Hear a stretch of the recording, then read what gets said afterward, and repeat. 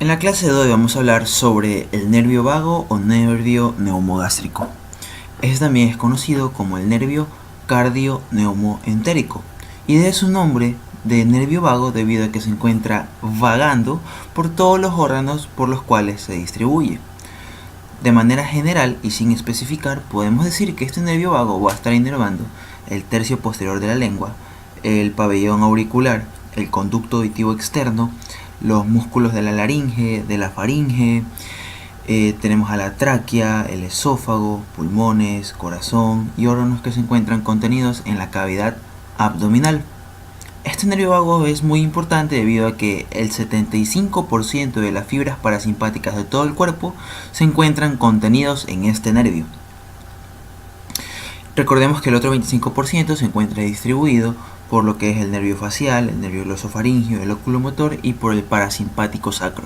Pero el nervio neumogástrico contiene el 75% de las fibras parasimpáticas de todo el cuerpo. Y recuerden sus tres nombres: cardio-neumoentérico, neumogástrico o vago. Cardio-neumoentérico porque se distribuye por el corazón, por los pulmones y por las vísceras abdominales. Muy bien, ahora vamos a comenzar con la clase. Tenemos entonces el origen real del vago. El vago es un nervio mixto, entonces va a tener fibras motoras sensitivas y ya dijimos que tenía fibras parasimpáticas. Sus fibras sensitivas van a ser de tres tipos. Tenemos unas fibras sensitivas somáticas, tenemos fibras sensitivas viscerales generales y fibras sensitivas viscerales especiales.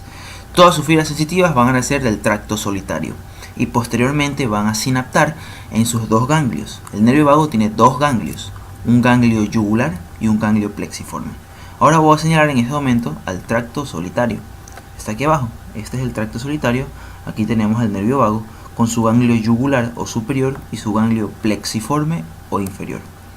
¿Ya? Esas son sus fibras sensitivas.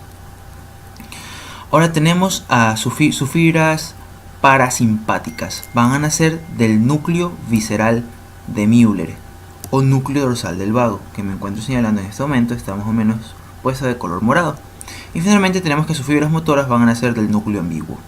Sus fibras motoras, estas aquí van a inervar a los que son a los músculos intrínsecos de la laringe. Los podemos decir así de manera general, pero a medida que avancemos con el vídeo vamos a ir especificando lo que inerva cada una de sus ramas. Eso es en cuanto a su origen real. Ahora veamos su origen aparente. Tenemos que el origen aparente del nervio vago, el nervio vago tiene un origen vulvar, ¿no? Y va a ser en el surco retroolivar, justo por debajo del glosofaringio y por encima del nervio accesorio, ¿no? Ahí vemos que está naciendo el nervio vago. Dicho esto, podemos pasar ahora a describir su gran trayecto. Para la mejor comprensión del trayecto del nervio vago, he decidido dividirlas en tres porciones, por así decirlo. Un trayecto cervical, un trayecto torácico y un trayecto abdominal. Comencemos con el trayecto cervical. Aquí estamos observando al nervio vago. Una vez originado el nervio vago del surco retroolivar, este va a penetrar por el agujero rasgado posterior, conocido actualmente como el agujero yugular.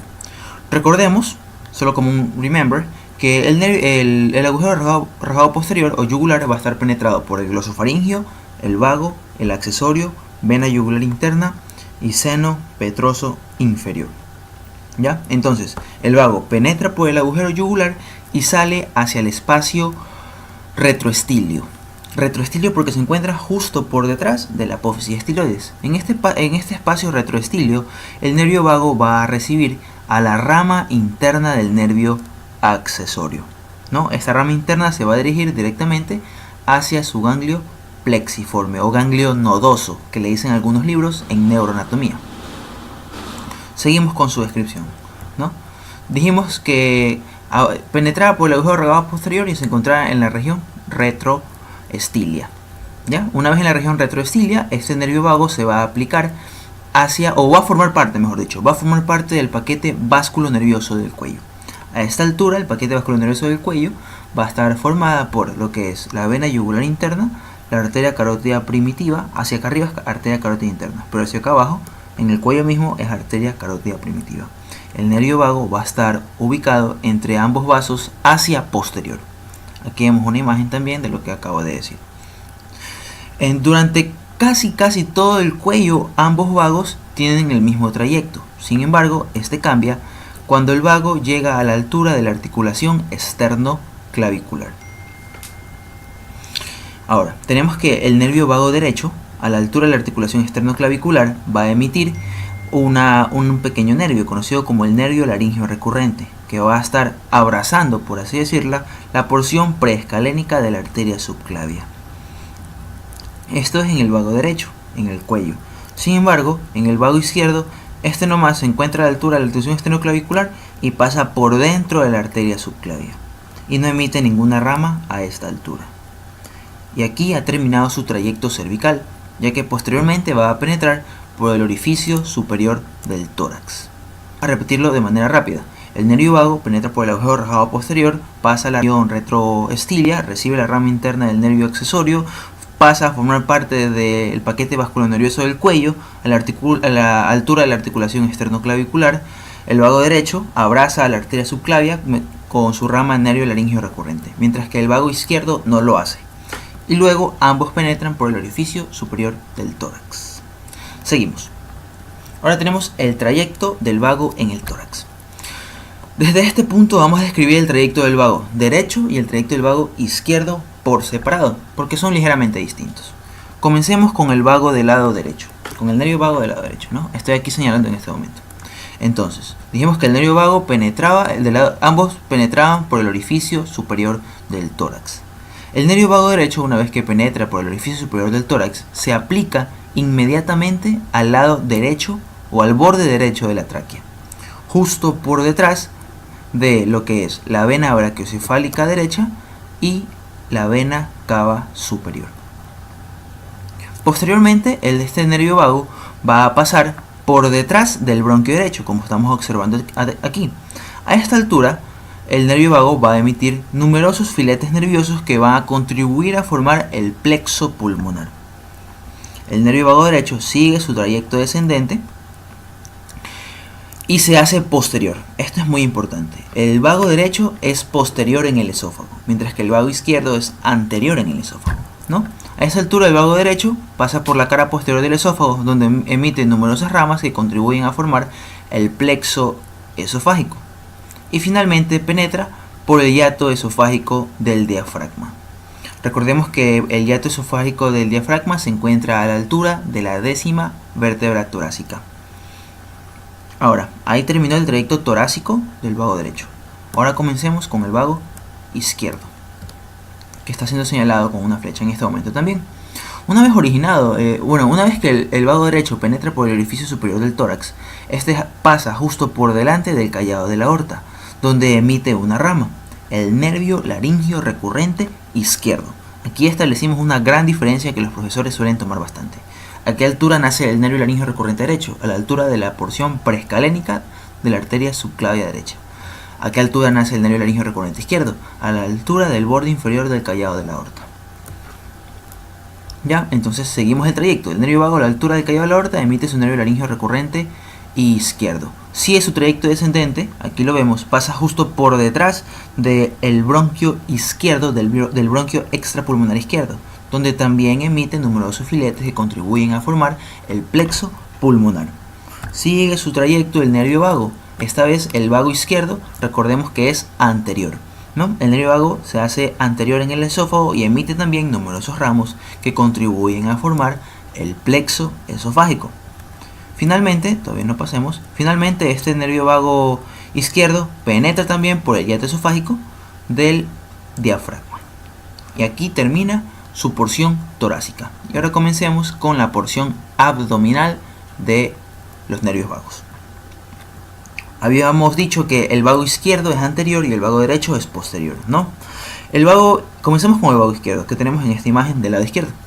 Este vago izquierdo, una vez que penetra por el hiato esofágico, se divide a manera de trípode, ¿no? Es decir, que da 3 ramas. Esto es lo que algunos autores le dan la denominación de la pata de cuervo o pata de gallo. Ojo, no confundir con la pata de ganso, que lo forman ciertos músculos a la altura del muslo. Es distinto, esta es la pata de cuervo o pata de gallo, ¿no? Se llama así porque va a dar ramas para la cara anterior del cardias y la cara anterior del fundus, así como también para la curvatura menor del estómago.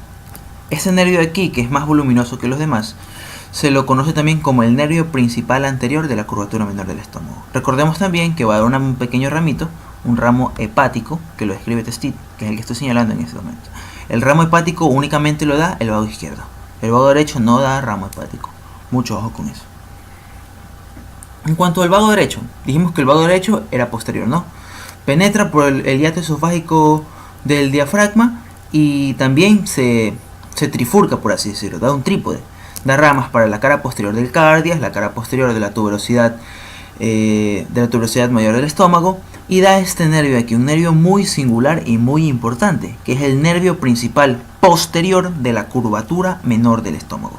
Este nervio principal posterior es muy importante porque también es conocido como el nervio criminal de Grassi o nervio asesino de Lafayette. Pero ¿por qué esta denominación? Este nervio debe ser disecado sí o sí durante una vagotomía. Caso contrario, la vagotomía va a fallar. ¿Ya? Y por último, la última rama muy importante que va a dar el ramo derecho va a ser la rama para el plexo celíaco. El vago derecho, aquí tenemos una imagen esquemática, aquí tenemos el vago derecho, va a dar, en el 100% de los casos, va a dar una rama para el ganglio semilunar derecho, donde va a formar este asa, conocida como el asa memorable de Reisberg. A veces, en un 45-50% de los casos, el vago derecho también va a dar otra rama, pero en cambio para el ganglio semilunar izquierdo. ¿Ya? Y aquí también forma otro asa. Y entonces, aquí es donde termina anatómicamente el nervio vago. Digo anatómicamente porque mediante sus filetes parasimpáticos el nervio vago alcanza a inervar hasta el ángulo esplénico del colon. Ahí es donde termina netamente el nervio vago, hasta el ángulo esplénico del colon. Y bueno, hemos ya terminado con su trayecto y ahora vamos a hablar de sus ramas colaterales. El nervio vago tiene colaterales intracraneales, cervicales, torácicas y abdominales. Pasaremos a describir ahora levemente cada una de ellas, haciendo énfasis, eso sí, en los nervios que suelen tomar y en los más importantes también. Tenemos entonces primero al ramo intracraneal, ¿no? El ramo intracraneal del nervio vago se lo conoce como ramo meningio, que lo estoy señalando en este momento con una flecha. El nervio vago, una vez que penetra por el agujero rasgado posterior, encontramos aquí su primer ganglio, ¿no? Que es el ganglio yugular. Del ganglio yugular va a nacer este ramo meningio que se va a distribuir por la dura madre, que se encuentra en la proximidad del seno lateral, del seno transverso o del seno sigmoideo. Son los mismos nombres. Seno lateral, seno transverso, seno sigmoideo es lo mismo. ¿Ya? Entonces, este ramo meningio se distribuye por la dura madre que se encuentra cerca de este seno lateral. Seguimos. Vamos ahora con sus ramos cervicales. Los ramos cervicales del vago son los siguientes. Tenemos el ramo auricular del vago, o nervio de Alderman, que lo estoy señalando en este momento aquí con mi cursor. Tenemos a un nervio faringeo, tenemos a los nervios cardíacos superiores, tenemos al nervio laringeo superior, que está señalado aquí con una flecha, nervio laringeo superior, nervio laringeo recurrente, ahí está señalado el nervio laringeo superior, y acá abajo está señalado el nervio laringeo recurrente, y ramos carotídeos, que esto no los describe Testit ni Lafayette, pero sí los describe Rouvier. Así que decidí ponerlos aquí también. Ahora vamos a hablar levemente de cada uno de ellos, haciendo énfasis en lo más importante, como ya había mencionado. Comencemos. Entonces tenemos primero al ramo auricular del nervio vago, también conocido como nervio de Alderman. Este nervio de Alderman, o ramo auricular del nervio vago, nace del ganglio yugular. ¿No? Una vez que se origina, esta aquí va a penetrar por el ostium introitus. Pero, ¿qué es el ostium introitus? Aquí lo estoy señalando en este momento. Actualmente lo podrán observar en el libro de Netter, sexta edición, que lo nombra como conductillo mastoideo. El conductillo mastoideo es un pequeño conducto que se encuentra justo en la fosa yugular del peñasco del temporal. Este ramo auricular del nervio vago penetra por este conductillo mastoideo y se va a dirigir o se va a comunicar directamente con el acueducto de Falopio, donde va a anastomosarse con su homólogo, que es la rama auricular del facial, y establece esta anastomosis de aquí. Tenemos la rama auricular del nervio vago anastomosándose con la rama auricular del facial. Es muy importante mencionar que esta rama auricular del nervio vago va a estar inervando a la zona o área de Ramsay-Hunt. Vamos a ver si lo escribí por aquí. Bueno, aquí está señalado el nervio. Esperen. Aquí está señalado el nervio. Aquí lo vemos, nace el ganglio yugular, penetra por el conducto mastoideo y llega al área de Ramsay-Hunt o zona de Ramsay-Hunt, que corresponde al conducto auditivo externo y al pabellón de la oreja. Eso es muy importante mencionar. Sigamos. Tenemos ahora los ramos faríngeos. Los ramos faríngeos en número de 2 o 3 van a nacer del ganglio plexiforme del vago. Estos ramos faríngeos van a inervar de manera motora a todos los músculos de la faringe y del velo del palar, excepto al tensor del velo del palar. Eso es muy importante, suelen tomar bastante en los exámenes. Ya, lo repito. Los ramos faríngeos del vago van a inervar de manera motora a todos los músculos de la faringe y a todos los músculos del velo del palar, excepto al tensor del velo del palar. ¿Ya? Además, estos ramos faríngeos van a inervar de manera sensitiva a la mucosa faríngea. Seguimos. Tenemos ahora a los ramos cardíacos cervicales. Aquí les pido mucha atención porque los nervios están tan pequeños que no se los puede distinguir mucho, pero los he señalado con una flecha. Ahí tenemos a los ramos cardíacos. Los ramos cardíacos del nervio vago, los cervicales al menos, generalmente son 2, pero a veces nacen 3. Aquí en esta imagen solamente están ilustrados 2 nervios cardíacos cervicales, uno superior y otro inferior. Estos ramos cardíacos son muy importantes ya que a la altura del callado de la aorta van a formar un rico plexo conocido como el plexo cardíaco, donde hacen sinapsis los nervios cardíacos parasimpáticos del vago y los nervios cardíacos simpáticos de la cadena simpática cervical. Y a esta altura del callado de la aorta van a formar un pequeño ganglio conocido como el ganglio cardíaco de Reisberg. Seguimos. Tenemos ahora al nervio laringio superior. El nervio laringio superior. Este es otro nervio importante que suelen tomar bastante en los exámenes. El nervio laringio superior, por así decirlo, es el componente sensitivo que va a inervar a la laringe. Pero esto es un tanto incorrecto, ya les explico por qué. El nervio laringio superior nace primero por debajo del ganglio plexiforme. Una vez originado se dirige hacia abajo y hacia adelante, y en la proximidad de la membrana tiroides, que es la que está viendo aquí, la membrana tiroides, porque se encuentra entre el tiroides y el hueso ioides, este nervio laringio superior se bifurca o da 2 ramas terminales, que son la rama interna del nervio laringio superior, que estoy señalando en este momento, la rama interna del nervio laringio superior y la rama externa del nervio laringio superior. La rama interna del nervio laringio superior penetra por la membrana tiroidea y va a dar inervación sensitiva general a la mucosa laringea. Además, esta rama interna del nervio laringio superior es muy importante porque en sus terminaciones nerviosas, ya a nivel microscópico, vamos a encontrar unos verdaderos botones gustativos, conocidos como los corpúsculos de Berson, que son los encargados de dotar de sensibilidad gustativa al tercio posterior de la lengua y a las bayéculas. Eso lo podrán ver con mayor detalle en el video de laringe, en inervación, que está un poco más o menos al final. Esa es la rama interna, es muy importante, recuerden. Inervación general a la mucosa laringea, inervación específica gustativa mediante los corpúsculos de Berson al tercio posterior de la lengua y a las bayéculas. Recordemos también que el tercio posterior de la lengua va a estar inervada por el glosofaringeo. En tanto que la rama externa del nervio laringio superior va a inervar de manera motora al músculo cricotiroideo. Mucho ojo con eso. Ya les diré por qué. Ahora tenemos al nervio laringio recurrente. El nervio laringio recurrente, como les había mencionado en el trayecto, nace a distintas alturas. El laringio recurrente derecho nace a la altura de la porción preescalénica de la arteria subclavia, mientras que el laringio recurrente izquierdo nace a la altura del borde inferior del callado de la aorta. Una vez originados, ascienden verticalmente entre un canal que se encuentra entre la tráquea y el esófago, conocido como canal tráqueo-esofágico, ¿no? Una vez que llegan a la altura de la laringe, estos aquí van a dar inervación motora a todos los músculos de la laringe, excepto al cricotiroideo. Esos grábenlo de memoria, se los van a tomar sí o sí. ¿Quién inerva los músculos de la laringe? O si les preguntan inervación de la laringe. Los músculos de la laringe todos los músculos de la laringe van a estar inervados por el nervio laringio recurrente, excepto el cricotiroideo, que está inervado por el nervio laringio superior.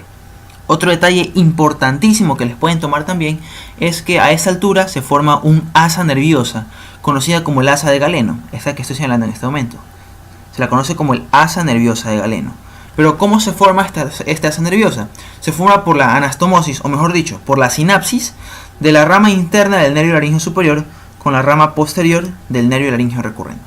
Así se forma el asa nerviosa de Galeno. Por último, tenemos a los ramos carotídeos. Los ramos carotídeos del nervio vago, estos van a tener su origen a la altura también de la articulación esternoclavicular. Junto con el nervio glosofaringio y con la cadena simpática, van a formar un rico plexo nervioso alrededor de la arteria carótida primitiva, conocido como plexo carotídeo común, que sobre todo, además de regular los movimientos de vasoconstricción y vasodilatación de esta gran arteria, van a estar controlando los cambios de presión del mismo. Y bueno, hasta aquí hemos terminado de describir los ramos cervicales del nervio vago. Ahora vamos con los ramos torácicos. Entre ellos tenemos los ramos para el esófago, para los pulmones, para la tráquea, los bronquios y los ramos cardíacos. Comenzamos entonces a describir cada uno de ellos. Les había mencionado que en el trayecto de ambos vagos a nivel del tórax, específicamente en el esófago, el vago derecho se hacía posterior y el vago izquierdo se hacía anterior. A esta altura, ambos neumogástricos iban a emitir un sinnúmero de filetes que iban a formar una red plexiforme. Esta red plexiforme recibe el nombre de plexo esofágico. Aquí les voy a mencionar algo muy importante, que bueno, esto se lo incluye más bien en el estudio del sistema nervioso entérico, pero vale mencionarlo también aquí. Recordemos que el vago es un nervio que representa, si nosotros decimos vago y pensamos automáticamente en parasimpático. Estos filetes nerviosos que emite el vago a nivel del esófago van a contribuir a formar dos plexos nerviosos muy importantes a nivel de las vísceras del sistema digestivo. Van a ser el plexo mientérico de Auerbach y el plexo de Meissner. El plexo mientérico de Auerbach, este de aquí va a contener fibras motoras, se va a ubicar entre lo que es la capa de fibras circulares y fibras longitudinales del esófago. Esta capa es la que va a promover el peristaltismo de las vísceras abdominales.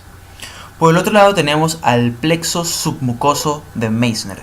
Este plexo submucoso de Meissner es tanto simpático como parasimpático y va a estar en el control de las glándulas que se encuentran en el epitelio de todo el tracto digestivo, a partir del esófago. Eso sí es muy importante mencionar, porque a partir del esófago ambos plexos existen.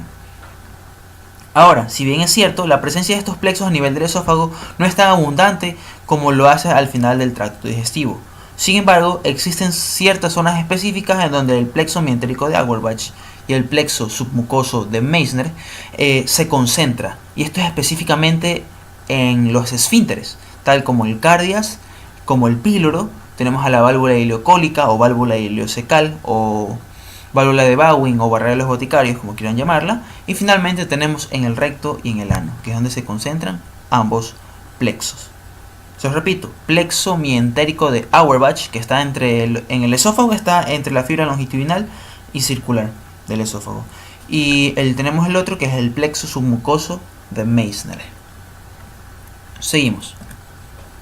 Ahora tenemos los ramos que contribuyen a formar el plexo pulmonar y los ramos traqueales, ¿no?